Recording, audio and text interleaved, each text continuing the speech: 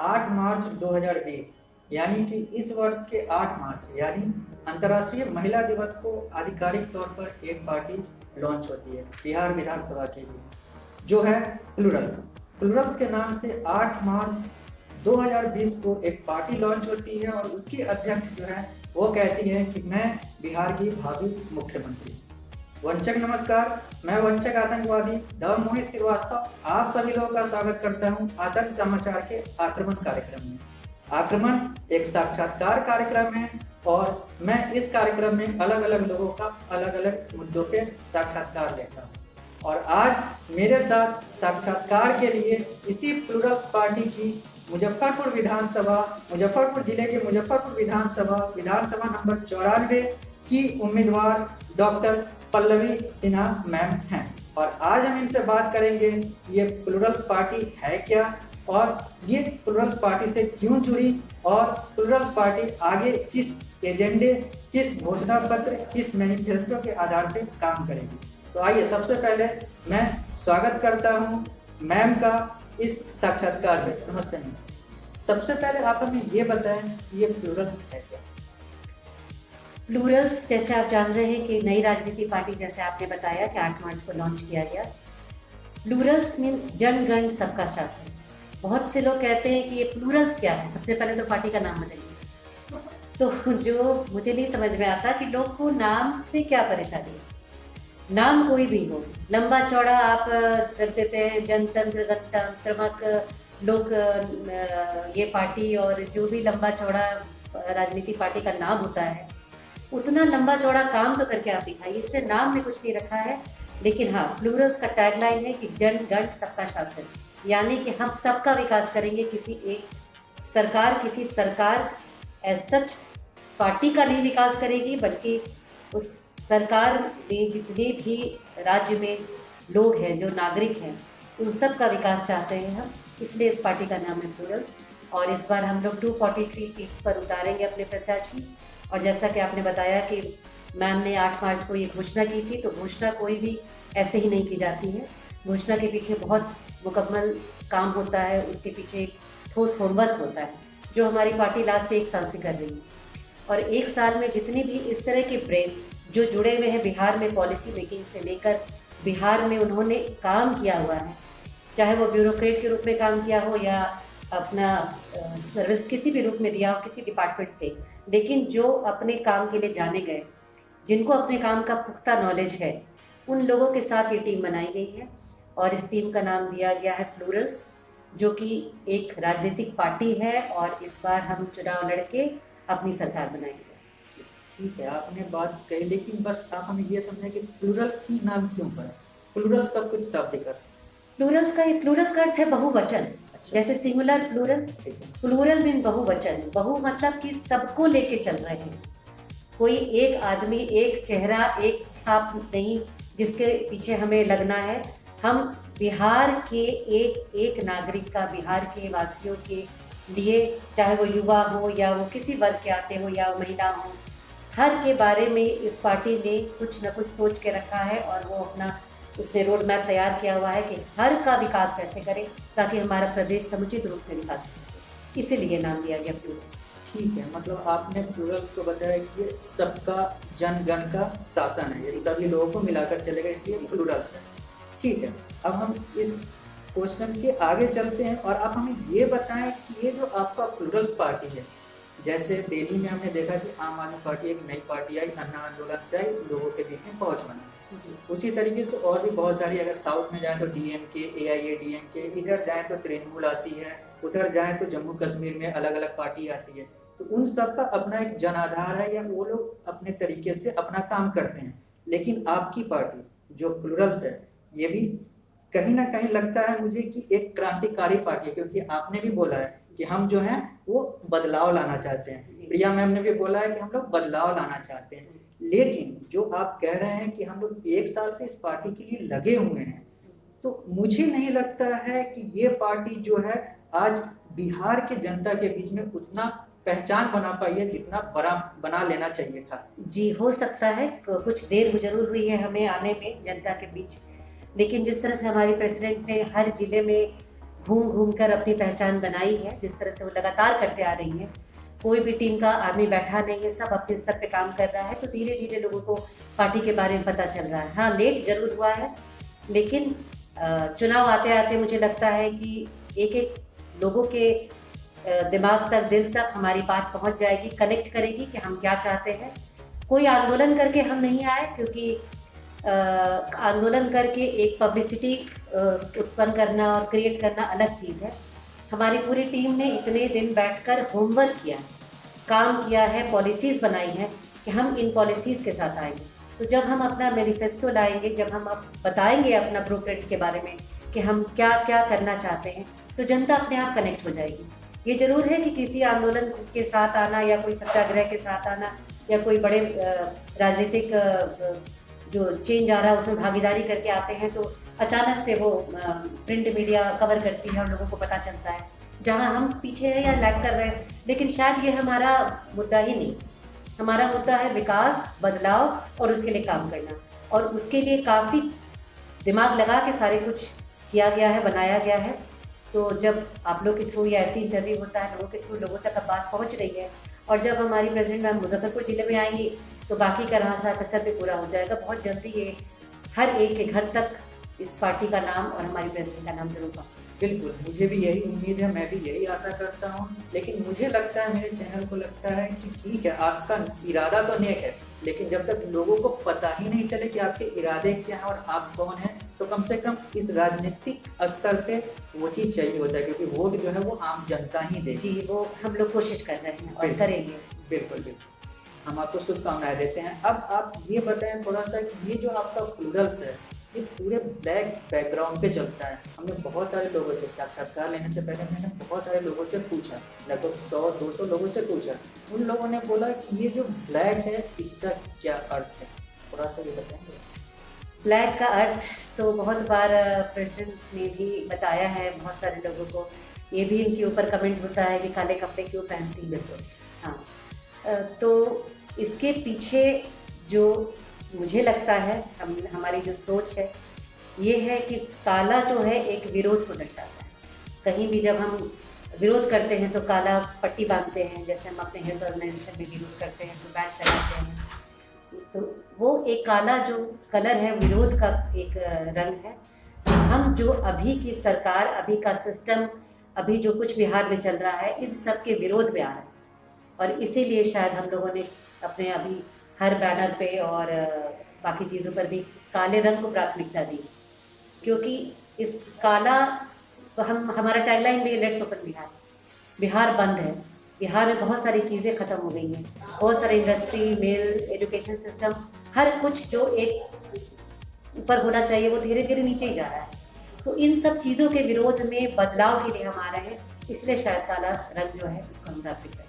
ठीक है, मतलब ये एक क्रांति और एक बागीपन का रंग हो सकता है। हाँ बिल्कुल, आप क्रांति का नाम ले सकते हैं।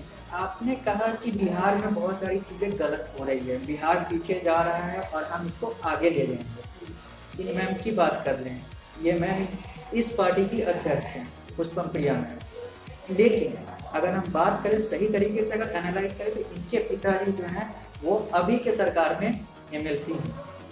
ठीक है, तो इस पर आप क्या कहेंगे, क्योंकि इन्हीं के परिवार के लोग बिहार को चला रहे हैं, और अगर ये कहती है कि बिहार पीछे जा रहा है तो आज तो सीधा परिवार पे आता है, तो फिर आपके पिताजी क्यों उस जनता दल यूनाइटेड और राष्ट्रीय जनतांत्रिक गठबंधन में बने हुए हैं, वो क्यों नहीं छोड़ देते, और वो क्यों नहीं प्लूरल्स में आ जाते या राजनीति छोड़ देते?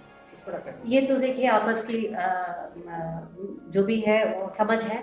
जरूरी नहीं कि परिवार के 5 लोग हैं तो पांचों की विचारधारा मिलती हुई हो। वो लोग पुराने लोग हैं, वो लोग पुराने कमिटेड लोग हैं अपनी पार्टी के लिए। तो पुष्पम प्रिया मैम ये नहीं कह सकती कि आप वो पार्टी छोड़िए और मेरी पार्टी में आ जाइए, क्योंकि हमारी पार्टी जो बनी है उसमें नॉन पॉलिटिकल, गैर राजनीतिक लोग ही, जो पुराने जो किसी राजनीति से उनका कहीं पर ऐसा कनेक्शन हो, उन लोगों को लिया ही नहीं जा रहा है हमारी पार्टी। हमारी पार्टी में उन लोगों को लिया जा रहा है जो कि बिल्कुल राजनीति से अछूते हैं, लेकिन अपना काम सही से कर रहे हो, एक ईमानदार छवि हो उनकी समाज में, उनका सेल्फ मेड एक जो पोस्चर होता है वो हो समाज में। तो उसके में इनको ऐसा लगा कि अभी जो सरकार चल रही है, चाहे वो JDP हो, चाहे महागठबंधन हो या जो भी हो, उन सब सरकारों में मिलकर या जाकर उनके साथ मैं इस काम को नहीं कर पाऊँ, क्योंकि बहुत भ्रष्टाचार अंदर अंदर बैठा हुआ है। आप पूरे सिस्टम को बदलने चलेंगे तो बदलते रह जाएंगे। तो क्यों ना मैं ऐसे ईमानदार लोगों की एक पार्टी और एक तैयार करूँ, एक अपनी टीम, कि वो जो एक्चुअली मैं डिलीवर करना चाहती हूँ बिहार में, बदलाव लाना चाहती हूँ, विकास करना चाहती हूँ, वो सबकी सोच एक जैसी हो और वो बिल्कुल ईमानदारी से अपने काम को करके उस बदलाव को लाए। तो इसीलिए उन्होंने किसी और पार्टी के किसी भी लोग को या उनके घरेलू, उनके फादर हो, उनके चाचा हो या जो हो, उनको उन्होंने शामिल नहीं किया। और उन्होंने इनको पूरी स्वतंत्रता दी है, क्योंकि वो एक एडल्ट है, सोच समझ रखती हैं, बाहर से पढ़ के आई हैं, तो इनका एक अपना सोच है कि मुझे कैसे काम करना है। तो उन्होंने कहीं इनके रास्ते में भी अड़ंगा नहीं लगाया। ये अपने सोच से चल रही है, वो अपने सोच से चल रहे हैं। यहाँ कहीं ऐसी कोई वो बात नहीं है कि जेडीयू से परेशान है या जेडीयू के अगेंस्ट कोई एजेंडा इन्होंने खोला हुआ है, मोर्चा खोला हुआ है, ऐसी बात नहीं है। हम विपक्ष में है तो विपक्ष में, सरकार के विपक्ष में तो रहेंगे, लेकिन उस तरह की बात अभी कोई नहीं। ठीक है। आपकी पार्टी जब लॉन्च हुई थी तो हमने पढ़ा था, एक बहुत बेहतरीन आपने टैगलाइन दिया था, अपने समय से आपने बेहतरीन दिया था कि हम ना राइट हैं ना लेफ्ट हैं, हम सेंटर हैं। हम ना दक्षिणपंथी हैं ना वामपंथी हैं, हम बीच वाले हैं जो डायरेक्ट जनता की बात करते हैं। ठीक है, ये एक आपकी अलग राजनीति को दर्शाता है। अभी हम आपके बहुत सारे बैनर पोस्टर को देखे, आपके ऑफिस में देखे, इधर उधर जहाँ भी देखे, सोशल मीडिया में, फेसबुक, इंस्टा वगैरह पे देखे, वहाँ पे आपने लिखा है, आपकी पार्टी ने लिखा है कि मुझे महिलाओं को सम्मान दिलाना है और महिलाओं को आगे बढ़ाना है। तो क्या आप हमें ये बताएंगे कि इस पार्टी में जो बिहार विधानसभा चुनाव होने वाला है, इसके 243 सीट पे सिर्फ महिला उम्मीदवार होंगी या कुछ नहीं, सिर्फ नहीं होंगी, लेकिन कोशिश है कि कम से कम 50% भागीदारी होगी, क्योंकि आधी आबादी कही जाती है, तो आधी आबादी का रिप्रेजेंटेशन आधी आबादी को करना चाहिए और सही रूप में करना चाहिए। ये नहीं कि गांव में वैसे वार्ड पति होता है, मुखिया पति होता है, इस तरह का जो चेहरा होता है किसी महिला का, लेकिन पीछे काम करने वाले उनके दूसरे घर के सदस्य होते हैं, कहीं ना कहीं उनका हस्बैंड होते हैं। तो इस तरह का हमें नहीं करना। हमें एक्चुअली हर फीमेल को ये बताना है कि तुम इस लायक हो, तुम ये कर सकती हो और तुम आगे आओ। जो कि एक तो राजनीति नाम सुन के आधे लोग घबराते हैं। कोई अच्छे घर का वो फीमेल हो या मेल हो, पहले कहता ना इस दलदल में मुझे नहीं पड़ना। तो जहाँ तक आप महिला की बात करेंगे तो पहले हाथ उठा देगी, ना मुझे ये सब में नहीं आना, ये तो बहुत गंदी चीज़ है, आने से मेरा घर परिवार ये हो जाएगा, लोग मुझे बोलेंगे। सब लोग इस तरह की बातें सोचते हैं, लेकिन ऐसा नहीं है कि वो करना नहीं चाहता है, लेकिन डरता है आने से। तो वैसे वैसे लोग जो सोच समझ रखते हैं, जिनको लगता है कि मैं कुछ ऐसा करके एक बदलाव पैदा कर सकती हूँ, उस तरह की महिलाओं को आगे लाने का काम हमारी पार्टी कर रही है। और ऐसी काफ़ी महिलाएं हैं, जब अभी देखिएगा जब सारे प्रत्याशी सेलेक्ट हो जाएंगे तो कुछ हो भी चुके हैं। मुझे लगता है अभी तक 3 या 4 महिलाओं का प्रत्याशी होना फिक्स हो गया है, बाकी भी अभी बन रहा है। तो इसीलिए हम लोग महिलाओं को ज़्यादा लेके चल रहे हैं, क्योंकि प्रेसिडेंट एक महिला है, उनसे कनेक्ट कर सकेंगी, उनसे बात कर सकेंगी और समझ सकेंगी कि हाँ हम क्या कर सकते हैं यहाँ की राजनीति में। तो महिलाओं को आगे लाना एक हमारा अहम मुद्दा है। ठीक है, आपने बोला कि राजनीति को लोग नकारात्मक समझते हैं। जी, मैं तो कहता हूँ कि राजनीति को आधे लोग गाली समझते हैं, कहते हैं कि जो लोग कुछ नहीं कर पाते हैं वो जाकर राजनीति करते हैं।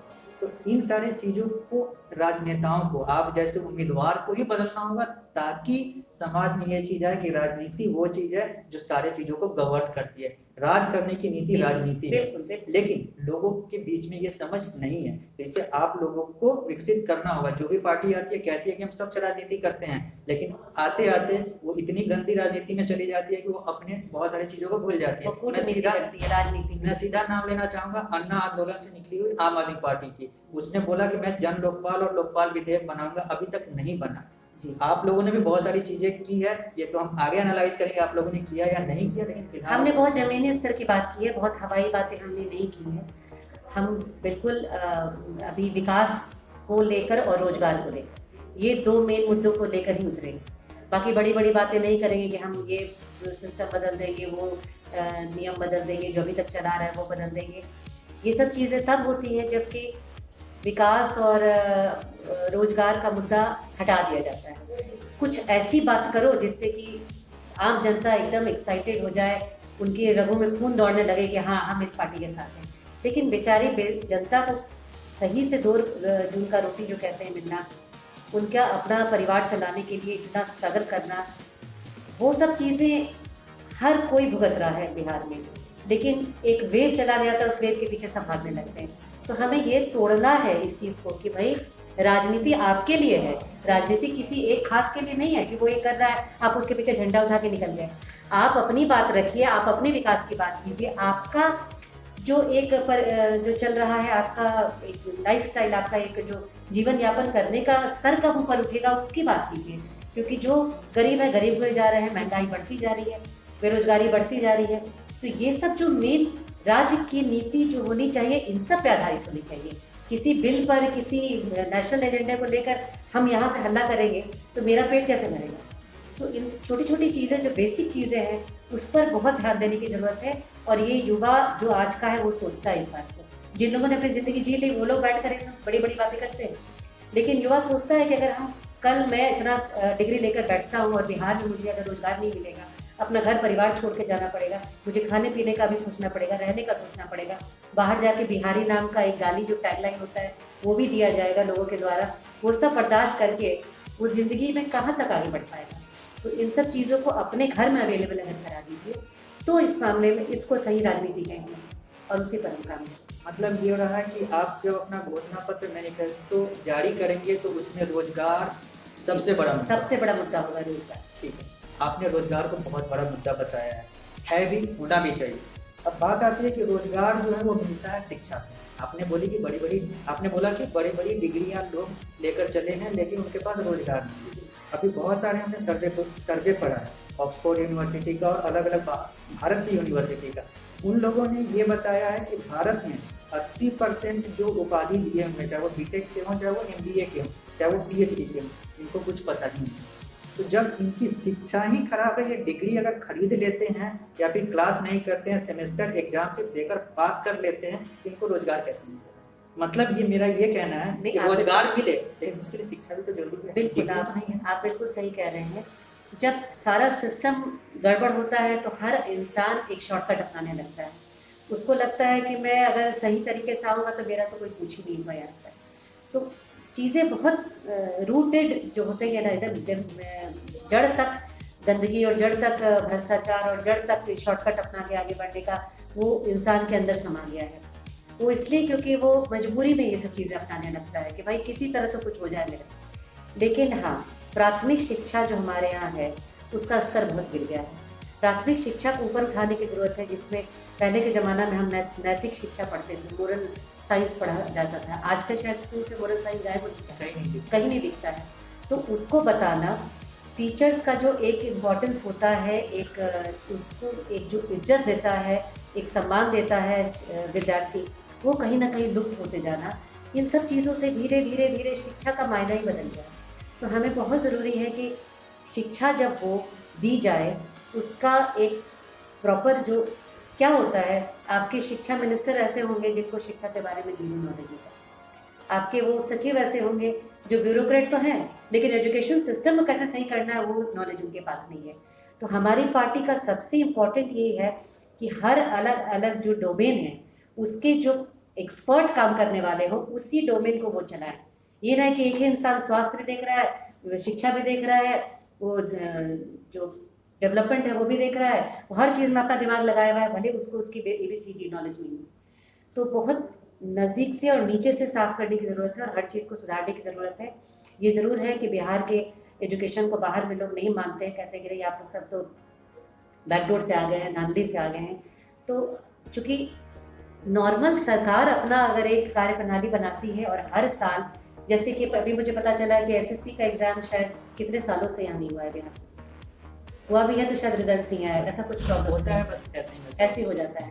तो ये सब तो बच्चे बेचारे नौजवान कहाँ जाएंगे, फिर इधर उधर वो लॉन्ग डिस्टेंट ये यूनिवर्सिटी वो यूनिवर्सिटी में कहीं से उनका माँ बाप पेट काट के ज़मीन बेच के पैसा देंगे, किसी तरह डिग्री ले लो बेटा। तो अब फाइनली वही डिग्री सब आती है। लेकिन अगर सही से एक ग्रेजुएट होने के बाद भी अपना प्रतिष्ठित नौकरी आपके राज्य में मिल जाती है तो आपको ये सब धांधली करने की ज़रूरत ही नहीं। वो MBA वो इंजीनियर जिनका आप नाम ले रहे हैं वो 15-15 हज़ार में नौकरी करने के लिए तैयार हो जाते हैं। अब बताइए क्या स्तर है। वो बेचारा कहीं से भी सोच रहा है कि मेरा कुछ आमदनी बढ़ जाए, इसलिए वो इधर उधर लगा हुआ है। तो हर चीज़ को सुधारना ज़रूरी है। बिहार के शिक्षा स्तर को ज़मीनी लेवल से सुधारना ज़रूरी है, और जो यूनिवर्सिटीज़ हैं और जो इतने दिन से जो एग्ज़ाम्स नहीं हुए हैं बिहार में, सरकारी जो रिक्त स्थान भरे हुए, जो नौकरियां जो नहीं दी जा रही हैं, लोगों को नहीं अपॉइंट किया जा रहा है, उस वजह से लोग बहुत इधर उधर भागते हैं। तो उन सब को सुचारू रूप से कर दीजिएगा तो बहुत सारा सिस्टम अपने आप सही से चलाएगा। फिर कुछ आप इन्वेस्टमेंट लाइए MNC कंपनीज से बात करके। वो सिक्योरिटी के डर से बिहार में नहीं आना चाहते हैं। अगर यहाँ आप सिक्योरिटी प्रोवाइड करेंगे, साफ़ सुथरी गवर्नमेंट रखेंगे, तो वो कंपनी बाहर से आएंगे, वो लोग भी रोजगार देंगे। तो रोजगार देने के लिए हर कोई इंजीनियर, डॉक्टर, MBA होने की ज़रूरत नहीं है। छोटा छोटा अगर आप जो सेल्फ स्टार्ट करने की भी जो योजना दी जा सकती है, स्टार्टअप करके, या फिर जैसे कि वोकेशनल कोर्सेज करके भी रोजगार दिया जा सकता है। तो वो सब चीज़ें करके भी इंसान रोजगार दे सकता है। बड़ी डिग्री करके ही लेके बैठे जरूरी नहीं है। नहीं, ठीक है। आपने जो बात बोली कि बिहार के लोग जो बाहर जाते हैं तो उनके शिक्षा पे लांछन लगाया जाता है कि तुम ऐसे हो वैसे हो। ठीक है, लोग बाहर जाते हैं इसलिए लांछन लगाया जाता है। बाहर के लोग अपने ही राज्य में रहते हैं, वो कहीं और जाते ही नहीं। उस पर लांछन लग गया कैसे? लेकिन शिक्षा जो है वो लगभग हर जगह की ऐसे ही है। बिहार की शिक्षा तो बहुत अच्छी भी है। नालंदा से लेकर विक्रमशिला जैसे विश्वविद्यालय हमारे राज्य में रहे। हमारा तो गौरवान्वित इतिहास रहा हुआ है। अब उस पर ये लग गया कि सबसे पुअर एजुकेशन सिस्टम बिहार का है, जबकि हमारे यहाँ जब एजुकेशन सिस्टम था तो दुनिया में बहुत जगह नहीं था। तो इन सब चीज़ों को धीरे धीरे खराब कर दिया गया है। इसीलिए तो हमारी सरकार का टैगलाइन है कि लेट्स ओपन बिहार। बिहार में बहुत कुछ चीज़ें हैं, बाहर से लाने की ज़रूरत नहीं है। इनको ही खोल दो, इनको ही प्रॉपर सिस्टम में ला दो, तो फिर कहीं किसी को जाने की जरूरत नहीं है। मतलब आप बिहार के शिक्षा के लिए काम करेंगे। आप मुजफ्फरपुर से उम्मीदवार हैं, आप जीतेंगी तो आप क्या बिहार यूनिवर्सिटी जो मुजफ्फरपुर में है, बिहार यूनिवर्सिटी का मैं पर्सनली सर्वे करके आया हूँ। मैं वहाँ पे कुछ क्वेश्चन भी सेट किया था। वहाँ पे मुझे लगता है कि 80% ऐसे PhD के गाइड हैं जिनको PhD का सही से फुल फॉर्म तक नहीं पता है, और वो आज PhD के गाइड बने पड़े हैं। उन्हें 2-2 लाख 3-3 लाख रुपया महीने का मिलता है। वो प्रोफेसर बने पड़े हैं, एसोसिएट प्रोफेसर बने पड़े हैं, असिस्टेंट प्रोफेसर बने पड़े हैं, और उनको कुछ आता जाता है नहीं। और वो रिसर्च स्कॉलर को रिसर्च कराते हैं, सब्जी मंगवाते हैं, गोबर उठवाते हैं और कहते हैं कि हम तुम्हारा थीसिस लिख देंगे, तुमको डिग्री मिल जाएगी, तुम बस मेरा ये काम करते रहना, मिठाई पहुंचा जाना, इस दिन कॉन्वोकेशन होगा, आकर डिग्री ले जाना। तो इन सारी चीज़ों पे आपका क्या प्लान है कि आप बिहार यूनिवर्सिटी की शिक्षा को कैसे सुधारेंगे? देखिए, हर जगह इस तरह के लोग हैं, क्योंकि जो सिलेक्शन होता है वही गड़बड़ हो जाती है। कहीं भी इतनी बड़ी यूनिवर्सिटी है, उसमें अगर आपको उस पद पर ऐसे लोगों को रखना है जो यूनिवर्सिटी का गौरव बढ़ाए, उस यूनिवर्सिटी का लेवल बढ़ाए, वहाँ पर जब सिलेक्शन करते हैं आप, वहाँ पर या तो भाई भतीजावाद चलता है, या पैसा चलता है, या फिर मैं अभी आरक्षण की बात नहीं करूँगी क्योंकि बहुत सारी कंट्रोवर्सी उसमें आती है, लेकिन जो बहुत सारे पॉइंट्स ऐसे हैं जिस पर घूम फिर के फिर जिसको आना चाहिए वो नहीं आ पाता, एक दूसरा इंसान वहाँ पे आ जाता है उस पोस्ट में, और उसके आने के बाद ही उसके नीचे वाले लोगों के साथ जो उनका मतलब जो भुगतते हैं वो, जैसे आपने बताया कि ये चीज़ें करनी पड़ती जो कि बहुत दुखदाई है और कहीं तक सच है, मुझे भी पता है कि ऐसा होता है, कुछ लोगों ने बताया है मुझे। तो सबसे पहले जो सिलेक्शन टीम होगा उसको बहुत स्ट्रांग होना पड़ेगा कि यूनिवर्सिटी जैसी जगह में आप किसी को दे रहे हैं इतना बड़ा पोस्ट, तो आप उस पर जो सेलेक्ट करेंगे वो आपका जो इंसान उस पोस्ट के लिए हो वो उपयुक्त है या नहीं है, या केवल आपने उसको अपने कुछ निजी इसकी वजह से अपने सेल्फ आपको कुछ चाहिए उससे, या फिर वो आपको कहीं ना कहीं पैसा दे रहा है, डिपार्टमेंट में पैसा पहुंचा दे रहा है, या वो कुछ और तरह से, या किसी बाहुबली का वो रिश्तेदार है, या इस तरह का लोग हैं। तो उन लोगों का जो ये सब चीज़ सिलेक्शन में आता है, इसको कहीं ख़त्म करने की बहुत ज़रूरत है, तभी साफ़ सुथरा सिस्टम आएगा। और जब एक शिक्षक अच्छा होता है तो उस जितने लोगों को वो शिक्षा देता है वो पूरी पीढ़ी अच्छी हो जाती है। तो शिक्षक का अपना एक मोरल होना, शिक्षक का अपना उतना शिक्षित होना, और केवल वो एजुकेशन के नाम पर केवल किताबी ज्ञान नहीं देता है। जब वो एक शिक्षक अपने आप में इतना पूर्ण होता है तो जिसको भी वो कोई ज्ञान देता है तो जीवन में जितने भी अच्छाई, जितने भी मोरल हैं उनके बारे में भी बताता है। तो हर इंसान पढ़ाई के साथ साथ कहीं कहीं अपने व्यक्तिगत विकास भी करता है। तो शिक्षकों को बहुत ज़रूरी है कि बहुत सेलेक्ट करके लाया जाए और ज़रूर हमारी सरकार इस पर काम करेगी। ठीक है, हम शिक्षा से आगे बढ़ते हैं। आप हमें ये बताएं कि जाति जो है वो एक राजनीति के लिए कैसे काम करती है, क्योंकि हमने आपके पोस्टर पे देखा है कि आप जाति की बात नहीं करेंगे, धर्म की बात नहीं करेंगे, आप सिर्फ रोजगार विकास की बात करेंगे। लेकिन हमने देखा है भारत के इतिहास में या दुनिया के इतिहास में, अगर आप राजनीति को देख लें तो विकास पे वोट नहीं मिलता है। वोट राजनीति पे, वोट जाति और धर्म पे ही मिला है। आप कहें ना कहें, एनालिसिस और रिसर्च यही कहता है कि समीकरण जो है वो जातिगत और धार्मिक ही बनता है। कम से कम भारत का तो बनता है और बिहार का तो बहुत ज़्यादा बनता है जातिगत। बिहार में 10-15 सालों से लोग देखते आ रहे हैं, जाति के नाम पर वोट देते आ रहे हैं, लेकिन क्या हुआ, क्या होता है? अगर आप बिहारी हैं, मुझे नहीं पता किस जाति के हैं, अगर आप यहाँ से बाहर जाते हैं और महाराष्ट्र चले गए, वहाँ पे बिहारियों को मारो, ये नारा हो गया, तो क्या आप बताएंगे कि मैं इस जाति का हूँ तो उस जाति के लोग आपको बचा लेंगे या बिहारी समझ के मानेंगे? तो हर बिहारी को पहले ये सोचना है कि मैं बिहारी हूँ, मैंने इस जाति का झंडा उठाया है 5 साल, आज क्या हुआ उनका, क्या हो गया उनका? कोई भी सुधार हुआ? उनकी गरीबी मिटी? इलेक्शन के टाइम में पैसा बांट देना, इलेक्शन के टाइम में अपना जाति बोल के काम ले लेना, उसके बाद क्या होता है? वो वहीं के वहीं रह जाते हैं। जिनको ऊपर बढ़ना होता है नेता, वो ऊपर बढ़ के अपना करोड़ों और अरबों का विकास करने लगते हैं। तो ये समझने की बहुत ज़रूरी है। ये बहुत दुखद स्थिति है। मैं जानती हूँ कि यहाँ पर जाति पाति पैसा, इन सब चीज़ों से राजनीति चलती है बिहार में, और वोटर्स खरीदे जाते हैं, वोट दिया जाता है। ये एक चुनावी फेस्टिवल होता है कि चुनाव के टाइम में ये सब शुरू हो गया। तो ये सब चीज़ें बहुत गलत है और मुझे लगता है कि आज का युवक, जो आज का यूथ है, वो अब इन सब चीज़ों से बाहर निकल रहा है, क्योंकि हमारी पार्टी में जितने लोग जुड़ रहे हैं वो कोई जाति पाति धर्म के आधार पे नहीं। हमारा, बहुत लोग कहते हैं ये पार्टी तो लेफ्टी है, ऐसा नहीं है। हम हर धर्म का सम्मान करते हैं, हर धर्म। हिंदू धर्म अपने आप में इतना पुराना सनातनी धर्म है, हम उसका सम्मान करते हैं। हमारे पास जितने भी धर्म है, वो मुस्लिम हो, वो क्रिश्चियन हो, वो सिख हो, हर कोई एक पुरानी अपनी इतिहास के साथ आ रहा है, उसको फॉलो करते आ रहा है। सबको अपना अपना धर्म को रिस्पेक्ट करने का राइट है। किसी एक धर्म के नाम पर हम वोट मांगने कभी नहीं आएंगे, क्योंकि ये हमारी पार्टी का बिल्कुल ही नो है। नहीं कभी हम जाति पाति के नाम पे आएंगे कि आप आइए तो मैं आपको आरक्षण दूंगा, आइए तो आपका आरक्षण हटा दूंगा, ऐसा कुछ नहीं। आप एक पढ़े लिखे बिहारी, आप एक युवा बिहारी हैं, आप एक सही सोच रखने वाले बिहारी हैं। आप आइए आगे, आपको हमारी पार्टी बहुत सहयोग देगी और आपके विकास के लिए हर कुछ करेगी। वो पूछेगी नहीं कि आप किस जाति के। तो ये चीज़ें धीरे धीरे चेंज होंगी, कोशिश करना हमारा काम है, बाकी तो जनता बताएगी कैसे। आपने बोला कि जातिकरण या जातिवाद नहीं होनी चाहिए, मैं भी यही मानता हूँ, मेरा समाचार चैनल भी यही मानता है कि जातिवाद नहीं होनी चाहिए। क्योंकि जब ये सारी जाति की बात आती है तो ये जाति कहीं भी वेद पुराण में नहीं आता है। ये वर्ण व्यवस्था आती है जो आज के तारीख में जाति व्यवस्था बन गई है। ये नहीं होना चाहिए। ये तो लोगों ने अपने फायदे के लिए इन सब चीज़ों को बांट दिया है। अंग्रेजों ने बांटा, पहले मुगलों ने बांटा, फिर अंग्रेजों ने बांटा, और अब आज की सरकार की जो नीति है उससे लोग बटे हुए। ये प्लूरल्स जो है ये जाति का विरोध करती है। आपने बोला, इन्होंने बोला, सब लोगों ने बोला। मुजफ्फरपुर की बात करें, मुजफ्फरपुर के अभी के जो विधायक हैं वो हैं, अगर हम जाति की बात करें तो भूमिहार जाति के। आप जो हैं, अगर आपके नाम से अगर हम जाति को एनालाइज करें तो आप जो है वो कायस्थ जाति के।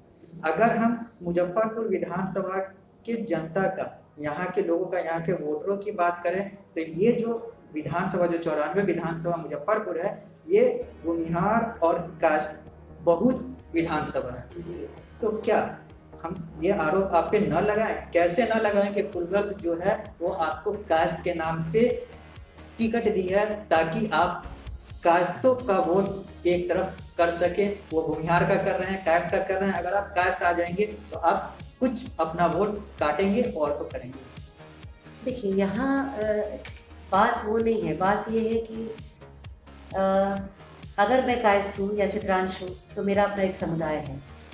किसी भी समुदाय से कोई भी इंसान कुछ करने की कोशिश करता है तो समुदाय परिवार की तरह होता है, वो ज़रूर उसका सपोर्ट करना चाहेगा।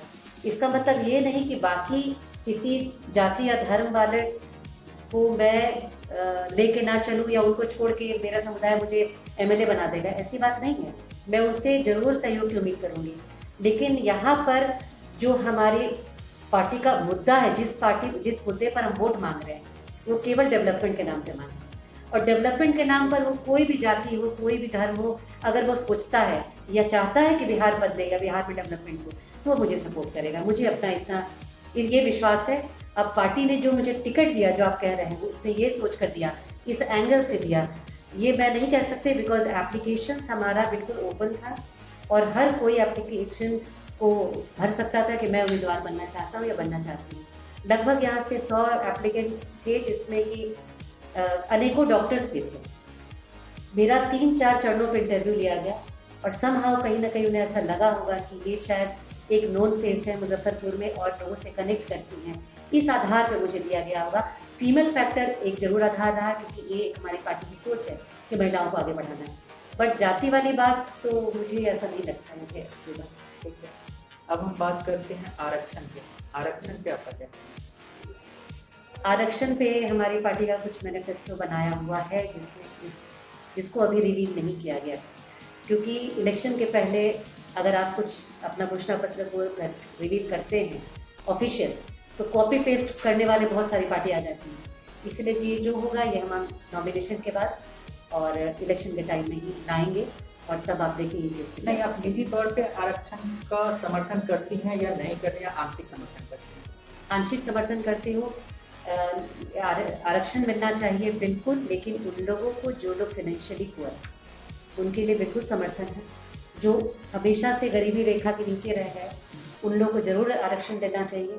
लेकिन जो जाति पाति का आरक्षण है वो कुछ हद तक, क्योंकि हमने भी बहुत भुगता है अपनी पूरी ज़िंदगी में, तो मुझे लगता है कि ये हटना चाहिए। ये भी कहीं ना कहीं जाति को बांट रही है अलग अलग टुकड़ों में, क्योंकि ऐसा नहीं कि अगर आप किसी एक जाति के हैं तो आप अभी भी पिछड़े हुए हैं। काफ़ी आगे आ चुके हैं सारी जातियाँ, और पिछड़ी जातियाँ, दलित जाति, ये टैग हटना चाहिए। क्योंकि अब तो सब हर जगह डॉक्टर्स में हम देखते हैं सबको, अच्छी एमएनसी कंपनी में देखते हैं कि सारे लोग एक साथ हैं, कहीं वहाँ पिछड़ी अगली वाली बात ही नहीं होती है। तो ये जो बांटा गया है, ये अपने अपने स्वार्थ के हिसाब से बांट कर अभी तक सरकार उस पर रोटी सेक रही है। ये चीज़ें अफेक्ट करती हैं जनरल नागरिक को, और इनको धीरे धीरे हटाकर प्रॉपर रूप में रिजर्वेशन आना चाहिए, जो टिपिकल टोटली फाइनेंशियल आधार पर आता है। आपने बोला कि आर्थिक आधार पे आरक्षण होना चाहिए। अगर जातिगत आधार पे होता है, अगर मेरा मानना है कि अगर जातिगत आधार पे आरक्षण होता है तो जातिवाद और ज़्यादा बढ़ेगा। बिल्कुल। और जहाँ तक बात है कि कौन से लोग कहाँ पे हैं, तो आज के राष्ट्रपति भी उसी दलित हरिजन समुदाय से आते हैं जो आज आरक्षण ले रहे हैं, सिर्फ जाति के नाम।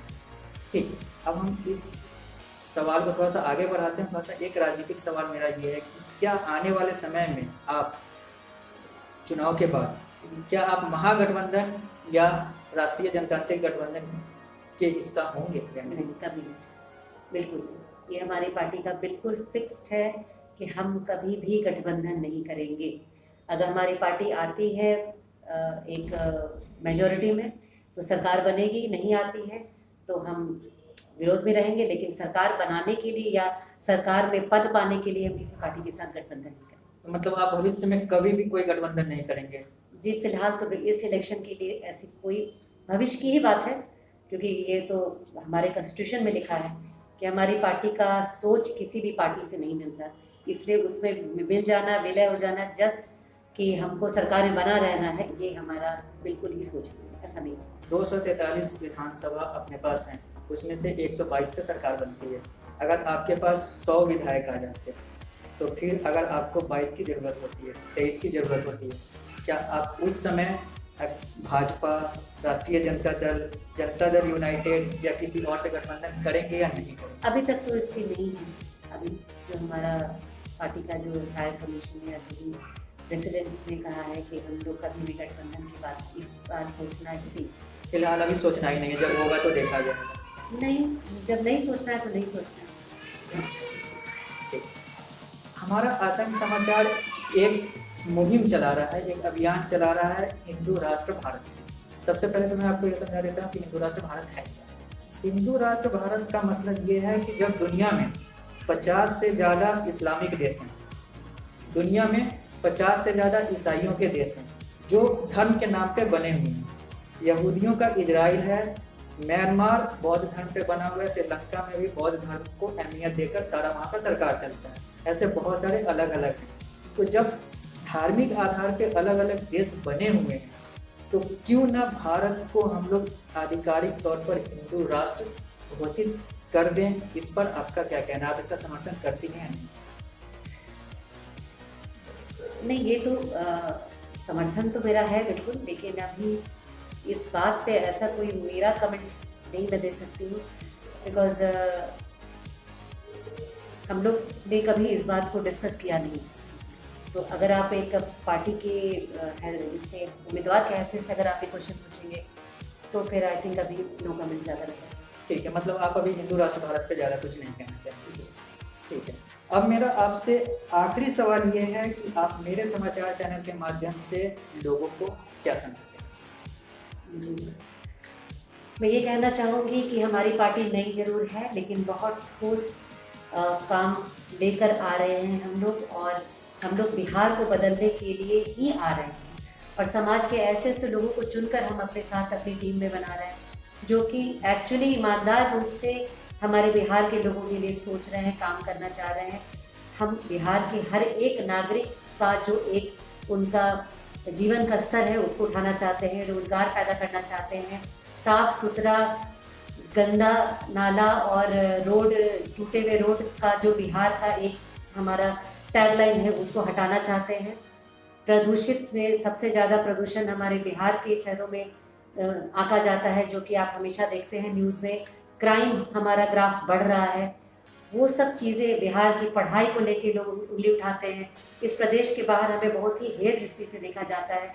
तो हम सब बिहारी मिलकर कोशिश करें कि हम इस बार ऐसी सरकार बनाएं कि कम से कम जब हम बाहर जाएं तो हमें वो इज्जत प्रतिष्ठा मिले कि बिहार से आया है, जहाँ पर ये डेवलपमेंट हो रहा है, जहाँ ये काम हो रहा है, जहाँ के लोग अब इतना अच्छा कर रहे हैं, ये साफ़ सुथरी जगह है, यहाँ इतने पर्यटन स्थल है जहाँ हम जा सकते हैं, जहाँ हमें सुरक्षा है, सिक्योरिटी है, और जहाँ एक अच्छी नीति वाली और एक ईमानदार सरकार है। तो प्लीज़ आप लोग इस बदलाव में हमारा सहयोग दें और हमारी सरकार का हाथ मजबूत करें, प्लूरल्स पार्टी से जुड़े और मुझे मुजफ्फरपुर नगर से प्रत्याशी के रूप में स्वीकार करके और मुझे इस नगर का सेवा करने का, इस नगर के रूप को बदलने का, इसके पीछे जो भी गंदगी और एनक्रोचमेंट और जाम और दुनिया भर का जो एक नेगेटिव चीज़ें जुड़ी हुई है मुजफ्फरपुर से, उसको हटाकर एक साफ़ सुथरी, सुंदर, जो सही में सांस्कृतिक राजधानी कही जानी चाहिए बिहार की,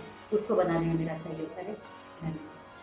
आक्रमण के इस कार्यक्रम में हमने बात किया प्लूरल्स की मुजफ्फरपुर की उम्मीदवार डॉक्टर पल्लवी सिन्हा से। हमने इनसे बहुत सारे सवाल पूछे, प्लूरल्स कैसे बना, शिक्षा, बिहार, मुजफ्फरपुर, भारत और अलग अलग मुद्दे पे, समाज के मुद्दे पे हमने इनसे पूछा और इन्होंने बेबाक तरीके से उसका जवाब दिया। इन्होंने अपने आप को हर जगह पॉलिटिकली करेक्ट रखा, जो रखना भी चाहिए था। ये इनकी पार्टी की जो विचारधारा थी उसके आधार पे इन्होंने अपने बात को रखा और यही चीज़ एक उम्मीदवार में होनी चाहिए और इन्होंने उस चीज़ को बाखूबी निभाया। तो मैं इस समाचार, अपने समाचार चैनल आतंक समाचार के माध्यम से आप सभी लोगों से यही कहना चाहूँगा कि आप जब ये पूरा साक्षात्कार देखें और जो आपने जज किया उसके आधार पे अगर आपको लगता है कि पल्लवी सिन्हा, डॉक्टर पल्लवी सिन्हा जो प्लूरल्स के उम्मीदवार हैं, ये एक बेहतरीन उम्मीदवार हैं, ये एक योग्य उम्मीदवार हैं जो मुजफ्फरपुर को बहुत आगे बढ़ा सकती हैं विकास के लेवल पे और शिक्षा के लेवल पे और रोजगार के लेवल पे, क्योंकि रोजगार इनकी पार्टी का इस चुनाव में अहम मुद्दा है, सबसे बड़ा मुद्दा है। तो अगर आपको लगता है कि ये सारा कुछ ये कर सकती हैं तो आप इनको जरूर वोट दें। आप अपने बुद्धि और विवेक से एनालाइज करें और पल्लवी सिन्हा को आप वोट दे सकते हैं।